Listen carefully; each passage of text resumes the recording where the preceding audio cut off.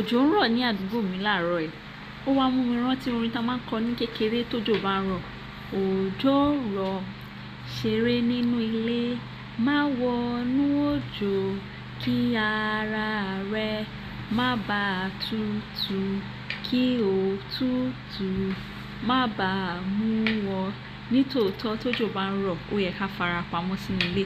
Tí ó bá dẹ̀ ṣe pàtàkì kí a jáde síta, kí a múra òtútù, kó òtútù má bàa mú wa, ká dẹ̀ mú umbrella wa dání. Nígbà míì tí òjò bá ń rọ̀, mọ̀nàmọ́ná máa ń kọ. Mọ̀nàmọ́ná is lightning. Àrá dẹ̀ máa ń sán. That is thunder. The sound of thunder òun là ń pè ní àrá ń sán. Tó bá dẹ̀ ṣẹlẹ̀ bẹ́ẹ̀, ìjì dẹ̀ máa ń jà ńgbà míì. Ìjì is storm. Ẹ má jẹ́ ká rìn nínú ìjì. Ẹ dẹ̀ má jẹ́ ká wà níta tára bá ń sán. Kí àwa tá bá dẹ̀ wà nílé ká mú nǹkan gbóná bíi tíì.